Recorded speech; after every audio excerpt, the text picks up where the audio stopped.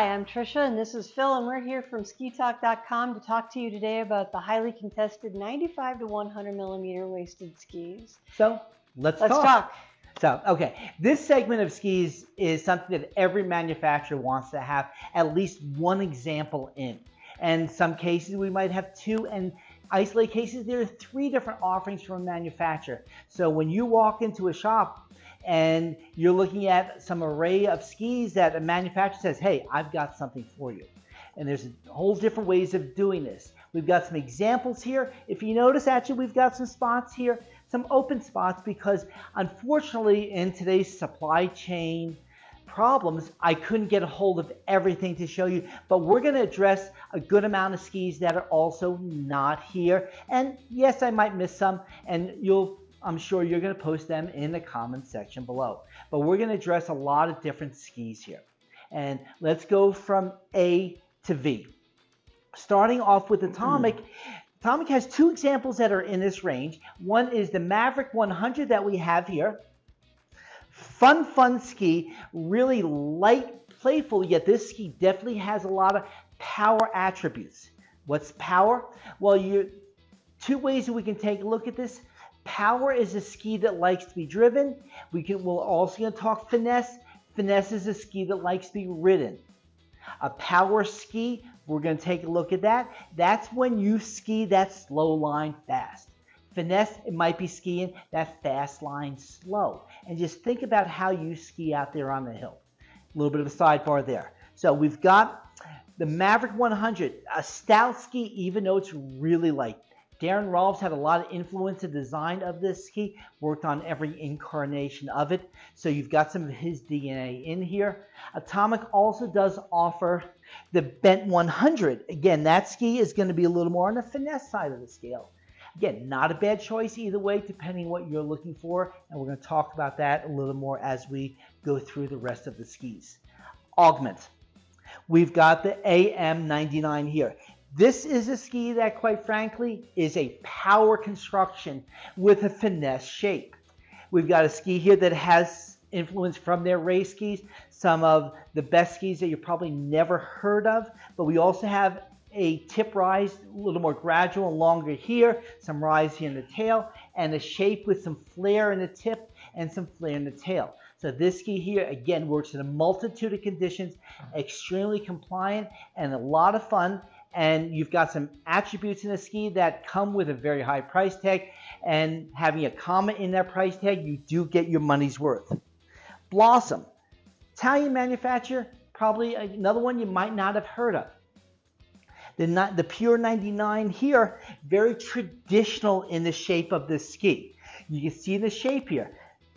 Side cut runs near the extremities of the ski. Very minimal early rise in the ski, very traditional in the shape. This is an old world European ski.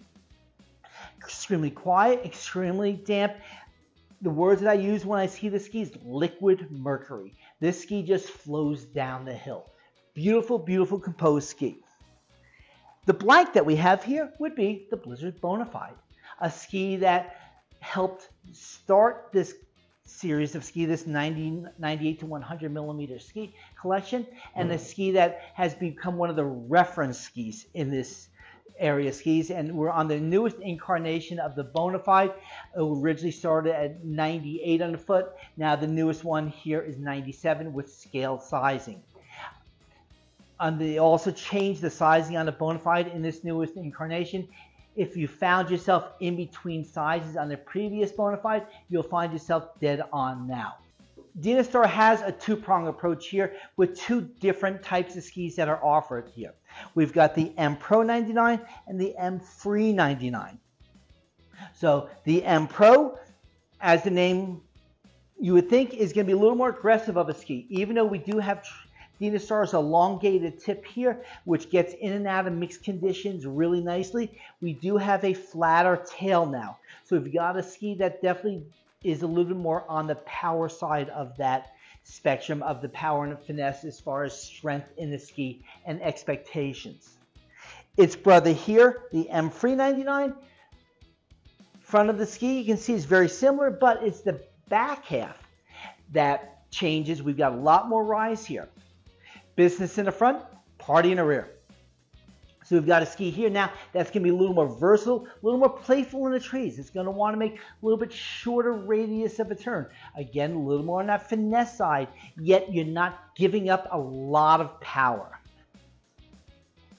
We unfortunately do not have one of the DPS Pagodas here to show. That's their newest construction of the ski. Beautiful layered laminate in a design tailored like a pagoda building, and they did a beautiful job with those skis too. Fischer came out with an all-new collection of Rangers for this year. They combined it, they condensed their lines a little bit, and in the range here we've got the Ranger 96. They did a beautiful job here with this ski. Broadened the tip, gave a little more turn in, made the ski a little more playful there, and a little more connection to the snow, and changed and scaled the construction of the ski. Good job here. Head, Core 99. Again, a ski that's been around for a while. This is the newest generation of this ski. They made the ski a little bit quieter, so the new cores are a little bit have some damping that they didn't have before, and just created the ski just a little more connection to the snow and made it just a little more responsive that way. Kästle is a ski that, again, has a couple of different options in this range. The MX99, the FX96, and also the ZX, which is not shown. MX is Mountain Cross. Square race tail, traditional tip design, a little bit of elongation there. Obviously, it's got Kästle's Holotech 3.0, which keeps that tip quietness now, but that is definitely on the charging power side of the spectrum. FX here, a little bit lighter, similar attributes to the MX, but again, it's going to be a little more playful. We're going to go a little bit in the center of that finesse to power range, and you've got a good balance here. Great ski if you want to do some side country, some back country touring also. Another ski that's not shown is the all-new K2 Mindbender 99. The new Mindbender collection, they changed the sizing of the ski, they changed the I-beam construction in the Y-beam construction, so we've got the newest evolution of that ski. If you're on the original Mindbender 99, we got a ski now that actually turned it up a couple of notches as far as power in the ski. Again, it did a nice job there. Another ski that is not shown is the Liberty Evolv 100. Liberty, based in Colorado, skis designed there, is a really nice, strong power side of the spectrum of a ski. We've got, again, traditional tip shape on the ski, flatter tail. That tail's going to follow through that turn really nice and really strong. Nordica Enforcer 100, a ski that brought a lot of attention to this segment. Again, we're in the newest incarnation of that ski. Like the Blizzard, they changed the sizing of the ski, even that with the K2. And I did a comparison, which you take a look on SkiTalk.com, of the previous generation Enforcer and the current generation of Enforcer. Like the Blizzard, if you found yourself in between sizes before, you're going to be right on here now. The Peak 98 from Bode Miller. So they did a beautiful job in a slight different direction compared to some of the other manufacturers, and that gets into the shape and the construction of the ski. Ski is going to be a little bit straighter through the tip and the tail, a little bit longer of a turn radius, which makes the ski very conducive to charging out on the hill and making big figure 11s. To make the ski a little more compliant into the turns, it has Bode's Keyhole technology, which is cutting out the top layer of metal on the ski in an oval here, which allows a little torsional softness so that ski comes into the turn really nice and easy, and they did a really good job here. Renoun, the small boutique builder out of northern Vermont, the Endurance 98. This is the newest incarnation of this ski. Again, going with their VibeStop, which actually controls the flex of the ski when you're skiing slow and a little more conservative. On that finesse side, the ski is going to be a little more compliant, As you speed up a little bit, we've got some more power here in this ski. This ski, through its evolution, and I believe we're on version 3.0 right now, has really grown up and matured as a ski. Where the first generation and even the second generation, a little more on that finesse side, we definitely have some power attributes here now. And that's where Cyrus Schenk, the designer of the ski, did a beautiful job with this newest incarnation of the ski. Salomon's a brand that, again, has a couple of different offerings in this segment. So we've got the stance on the power side, we've got the QST on the finesse side. And just visually, you can see how these skis are different. Straighter through here, want to charge. More tip rise, side cut runs to here, side cut runs to here. The QST is going to want to turn a little bit more for you to be a little more playful, not too different than that of the Dynastars, and giving you a two-prong approach. So if you walk in, Salomon hopes you're going to leave with one of their skis, and you wouldn't be remiss to buy either one of these. They did a beautiful job with both of these skis. And again, depending on what you're looking for, not a bad choice either way.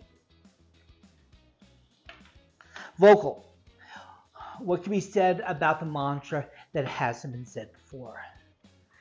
The Mantra is the atom of this collection. This is the ski that started all of it. It's the godfather, it's the grandfather. Everything you want to say about a ski that was there at the beginning, this ski started it all. And they did a beautiful job with this newest incarnation in the M6.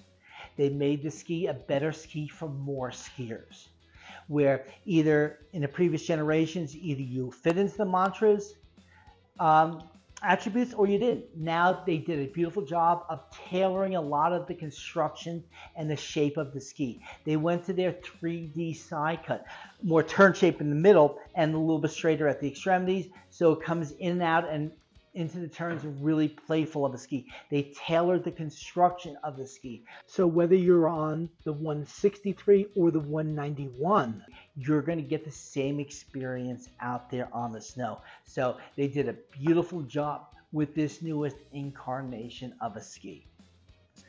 So it comes down to, which ski is the best one? Hard to say. It's what you're looking for in a ski. Well, thanks for this, Phil. It was a really great synopsis of this particular lineup, and we will be doing a follow-up with some women's skis in the future, so stay tuned if you're looking for something on the women's side. But in the end, skiing is fun. If you enjoyed this informative video, hit that bell, subscribe so that you'll stay up to date on the new videos, and check out SkiTalk.com for more ski-related content. Also, please follow SkiTalk.com on all of your social media channels.